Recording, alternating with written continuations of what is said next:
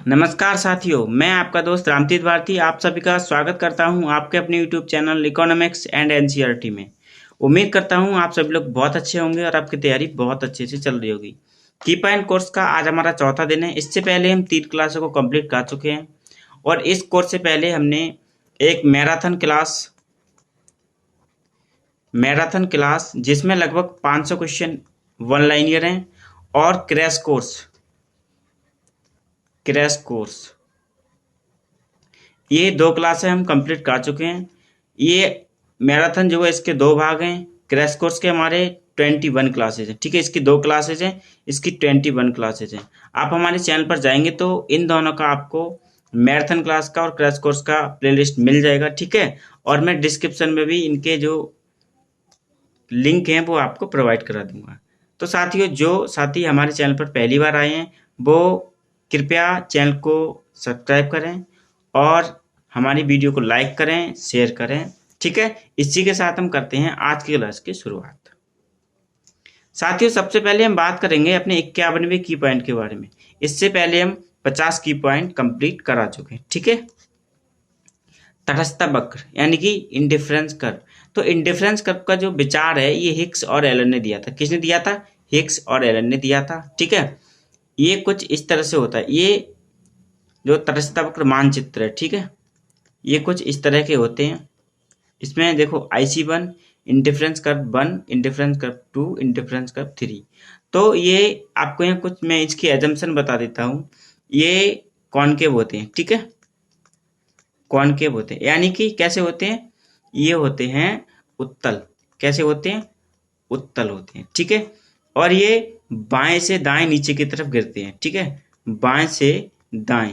देखो ये हमारा बाएं हो गया, ये हमारा दाएं हो गया। बाएं से दाएं की तरफ गिरते हैं ये। ठीक है, इनका ढाल होता है बाएं से दाएं की तरफ। ठीक है, और ये हमेशा किसके बारे में बात करते हैं? 2 वस्तुओं के बारे में, एक्स और वाई वस्तु के बारे में। ठीक है, आगे चलते हैं। आगे भी आपको तटस्थ वक्र से ही क्वेश्चन है। क्वेश्चन की पॉइंट नंबर 52। इसमें हमने बात की है कि अगर पूरक वस्तु का मामला है यानी पूरक वस्तु वाली स्थिति है तब आईसी वक्र कैसा होगा, और अगर स्थानापन्न वस्तु है तब आईसी वक्र कैसा होगा।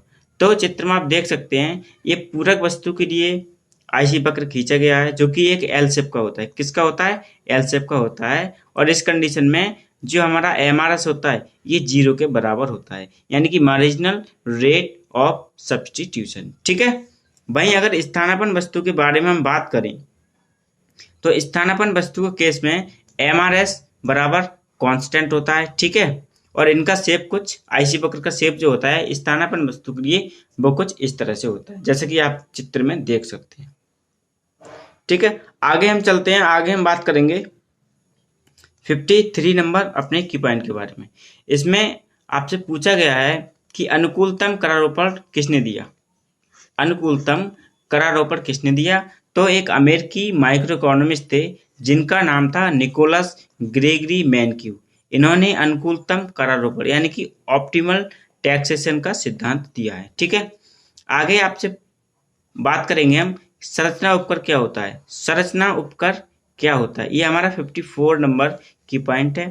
तो ये एक प्रकार का प्रशुल्क है, और प्रशुल्क क्या होता है? ये एक प्रकार का कर होता है जो किस पर लगता है? मोटर गाड़ियों पर लगता है। ठीक है, संरचना उपकर किस पर लगता है? मोटर गाड़ियों पर लगता है। ये सारे क्वेश्चन आपसे किसी न किसी बार पूछे गए हैं। ठीक है, आगे हम बात करेंगे अपने 55 की पॉइंट के बारे में, व्यापार चक्रों के प्रकार। ठीक है, अब इनका कुछ समय सीमा होती है। ठीक है, व्यापार चक्रों की कुछ समय सीमा होती है, उसी के आधार पर इनको अलग अलग भागों में बांटा गया है। तो सबसे पहले हम बात करेंगे अल्प किचिन चक्र, या इसको बोलते हैं हम लघु चक्र। ठीक है, अल्प किचिन चक्र या लघु चक्र। तो अभी तक जो पीछे क्वेश्चन देखे गए हैं, कई वर्षों में अलग अलग क्वेश्चन पूछे गए हैं, उसमें इनकी अवधि पूछी गई है कि अल्प किचिन चक्र जो होता है वो कितनी अवधि का होता है, या फिर आपसे पूछ लिया जाएगा कि 40 माह की अवधि का कौन सा जो है व्यापार चक्र होता है। तो आप आंसर उसी के अकॉर्डिंग देंगे जिसके अकॉर्डिंग आपसे क्वेश्चन पूछा जा रहा है। तो अल्प किचिन चक्र जो होता है इसको हम लघु चक्र ही बोलते हैं। इसकी अवधि जो होती है, इसकी अवधि 40 माह की होती है। ठीक है, दूसरा जो हमारा है दीर्घ जुगलर चक्र, या इसको हम बोलते हैं बड़ा चक्र। ठीक है, क्या बोलते हैं? बड़ा चक्र। इसकी जो अवधि होती है वो 9.5 वर्ष की होती है, यानी कि 9.5 वर्ष की। ठीक है, दीर्घ जुगलर चक्र। ठीक है, आगे हम बात करेंगे नंबर 3, कुजनेट्स चक्र। कुजनेट्स चक्र जो होता है इसकी अवधि 16 से लेकर 22 वर्ष के मध्य होती है। कितनी होती है? 16 से 22 वर्ष होती है। आगे हम बात करेंगे अपने चौथे व्यापार चक्र के बारे में। चौथा व्यापार चक्र जो होता है ये होता है भवन संबंधी चक्र। कौन सा? भवन संबंधी चक्र। और इसकी जो अवधि होती है वो 18 वर्ष की होती है। कितनी होती है? 18 वर्ष की अवधि होती है। ये सारे क्वेश्चन किसी न किसी वर्ष पूछे गए हैं और आगे भी इन क्वेश्चनों की पूछे जाने की बहुत संभावना है। तो इन पांचों चक्रों की अवधि को आप याद कर लें ताकि एग्जाम में आपको ये क्वेश्चन सही हो जाए। ठीक है, पांचवा जो हमारा व्यापार चक्र होता है ये अति दीर्घ कोनद्रातीव चक्र। अति दीर्घ कोनद्रातीव चक्र ये सबसे बड़ा होता है। ठीक है, इसकी अवधि जो होती है ये 50 वर्ष होती है। ठीक है, पहले की 40 वर्ष, दूसरे की 9.5 वर्ष, तीसरे की 16 से 22 वर्ष, चौथे की 18 वर्ष और पांचवे की 50 वर्ष। पहला हमारा अल्पकिंचन चक्र हो गया, दूसरा दीर्घ जुगलर चक्र हो गया, कुजनेट चक्र हो गया, भवन संबंधी चक्र हो गया और अति दीर्घ कोनद्रातीव चक्र हो गया। तो इन चक्रों को आप बहुत ही अच्छे से पढ़ लें। ठीक है, आगे हम बात करेंगे अपने 56 की पॉइंट के बारे में। किसके बारे में? 56 नंबर की पॉइंट के बारे में। यहाँ व्यापार चक्रों की अवस्थाओं के बारे में बात की गई है और व्यापार चक्रों की जो अवस्था है ये भैया दी थी कुजनेट साहब ने। किसने दी थी? कुजनेट साहब ने। तो कभी कभी पूछ लिया जाता है क्वेश्चन में कि व्यापार चक्रों की जो अवस्थाएं हैं ये वाला कॉन्सेप्ट किसने दिया था, तो आपको याद रहना चाहिए किसने दिया था? कुजनेट्स ने दिया था। ठीक है, कुजनेट्स ने दिया था।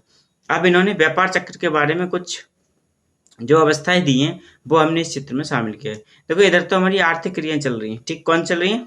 आर्थिक क्रियाएं। ठीक है, ये हमारा कौन सा अक्ष है? ये हमारा वाई अक्ष है और ये हमारा एक्स अक्ष। ठीक है, मैं आपको बहुत सारे चित्रों में समझा चुका हूँ। ठीक है, ये हमारी क्या है? ये समय अवधि यानी कि टाइम है। ठीक है, तो सबसे पहले मान लो कि यहाँ से एक स्टार्ट हो रहा है, ये हमारा पॉइंट ए है। ठीक है, ये व्यापार चक्र यहाँ से स्टार्ट हो रहा है, तो ये पहले जाएगा समृद्धि की तरफ। ठीक है, किसकी तरफ जाएगा? समृद्धि की तरफ। ये वाला समृद्धि की तरफ। ये क्या है? एक्सपेंशन। ठीक है, एक्सपेंशन। फिर क्या आ जाएगा? इसका पीक आ जाएगा। ठीक है, इसका पीक आ जाएगा। इसके बाद पीक के बाद क्या होता है? ये पीक के बाद गिरने लगता है। ये पीक को बोलते हैं हम चोटी। ठीक है, क्या बोलते हैं हम? चोटी। यानी ये इससे आगे अब नहीं जाएगा। फिर इसका क्या होने लगता है? इसका होने लगता है प्रीतिसार, यानी ये अब क्या होगा? गिरने लगता है। प्रीतिसार, रिसेशन होने लगता है। इसका क्या होने लगता है? रिसेशन होने लगता है। फिर ये क्या होता है?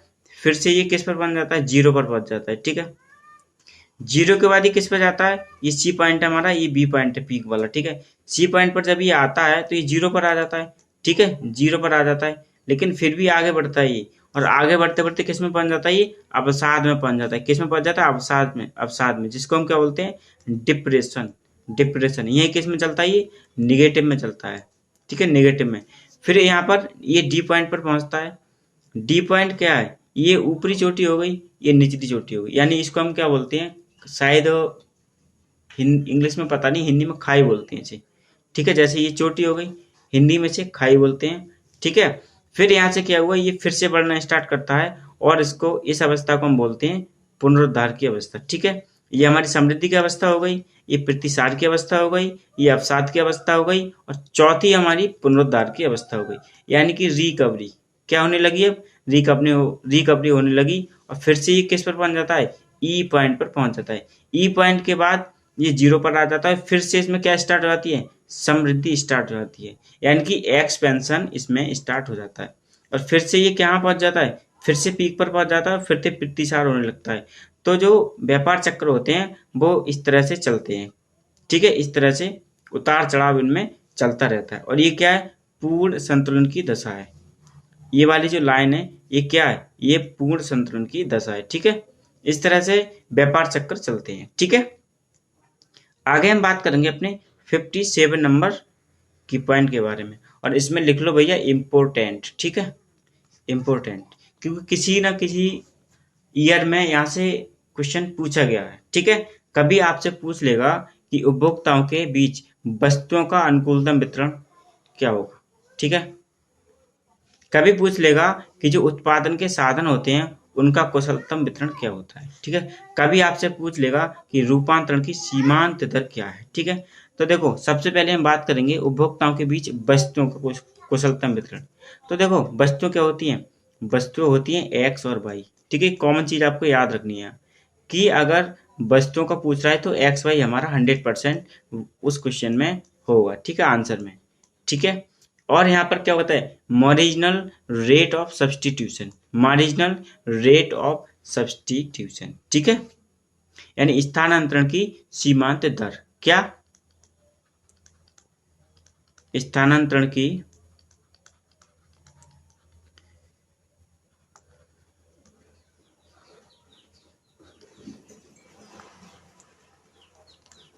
स्थानांतरण की सीमांत दर।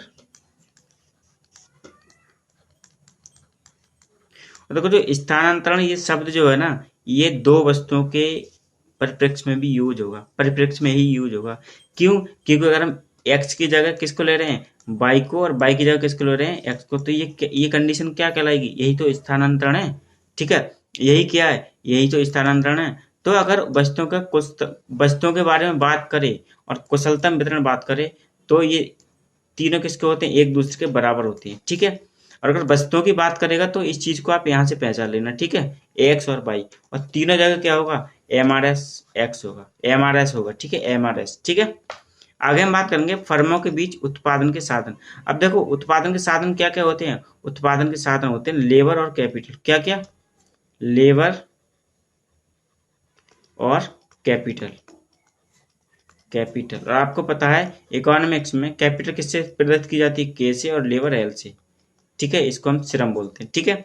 तो अगर उत्पादन के साधनों की बात करें तो एम आर एक्स बराबर एम आर एक्स होता है, यहाँ ए और बी साथ चलता है, ठीक है, ए और बी सब में साथ होगा, ठीक है, ए और बी सब में साथ होगा, ठीक है। और यहाँ पर देखो, यहाँ पर क्या था, यहाँ वस्तुओं की बात चल रही थी तो एक्स और वाई था, यहाँ पर साधनों की बात चल रही है। अब उत्पादन के साधन सबको पता है कौन कौन से होते हैं, लेबर और कैपिटल, ठीक है। भाई रूपांतरण की सीमांत दर की बात चल रही है, ठीक है, रूपांतरण की सीमांत दर की बात चल रही है, ठीक है, यानी कि marginal rate of production transformation, ठीक है।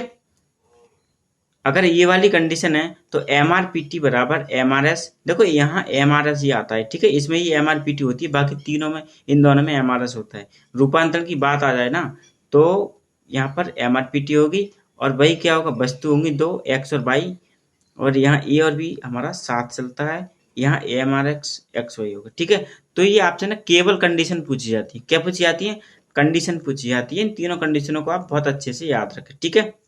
आगे हम बात करेंगे अपने 58 की पॉइंट के बारे में, और इसमें हमने शामिल किया है लेफर वक्र को, किसको, लेफर वक्र को, लेफर कर्व।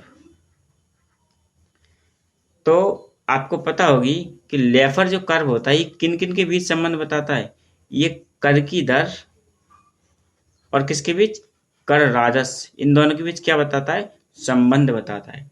कैसे बताता है कि देखो ये पॉइंट है मान लो, ठीक है, एक ये पॉइंट है, एक ये पॉइंट है, एक ये पॉइंट है, और एक ये पॉइंट है, और चौथा ये पॉइंट है। इधर हमारा कुल कर राजस्व है, ठीक है, वाई अक्ष पर, और एक्स अक्ष पर कर की दर है, ठीक है। अब देखो अगर कर की दर जीरो है, ठीक है, कर की दर कितनी है, कर की दर जीरो है, तो कुल राजस्व भी क्या होगा, कुल कर राजस्व भी क्या होगा, जीरो होगा। अरे भैया जब आपने टैक्स नहीं लगाया बिल्कुल भी, टैक्स कितना है, जीरो है, तो रेवेन्यू कितना होगा, रेवेन्यू तो जीरो होगा, रेवेन्यू भी तो जीरो होगा, ठीक है।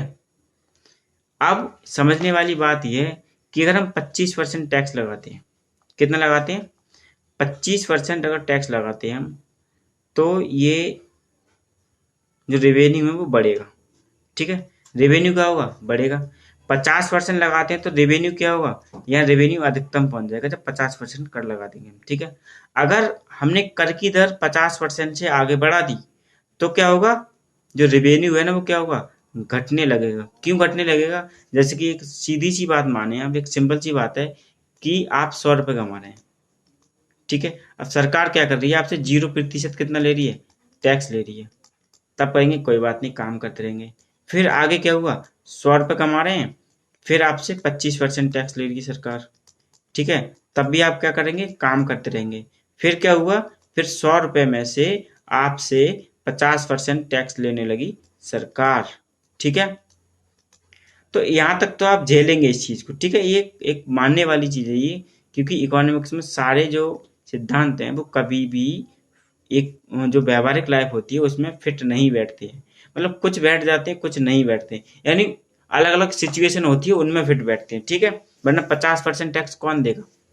लेकिन क्या होगा कि जैसे ही ये 50 से ऊपर जाएंगे, तो जैसे ही ये 50 से ऊपर गए, तो जो रेवेन्यू की रकम है, रेवेन्यू का जो पैसा आएगा वो क्या होगा, घटने लगेगा। क्यों क्यों कि भैया जब आदमी 100 रुपये कमा रहा है, एक व्यक्ति 100 रुपये कमा रहा है और उसमें से 50 से ज़्यादा तो सरकार को दे रहा है, तो कहेगा इससे अच्छा तो मैं काम ही ना करूं, ठीक है, इससे अच्छा तो मैं काम ही ना करूं, ठीक है।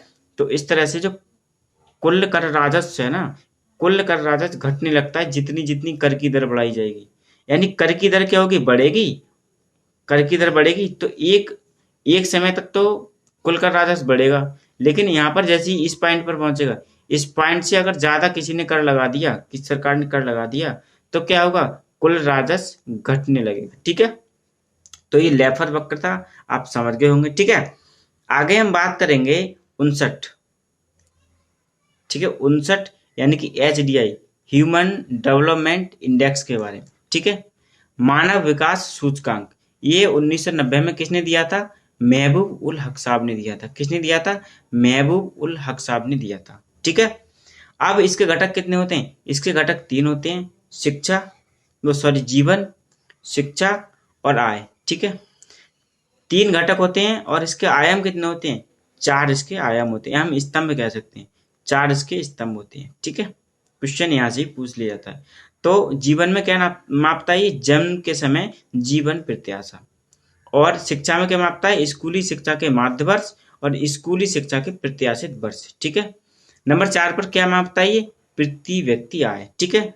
और ये किसका कार्यक्रम है, ये किसका भाग है, ये भैया यूएनडीपी का भाग है, यूएनडीपी से संबंधित है ये, ठीक है। और यूएनडीपी की फुल फॉर्म क्या होती है, यूनाइटेड नेशंस डेवलपमेंट प्रोग्राम, ठीक है।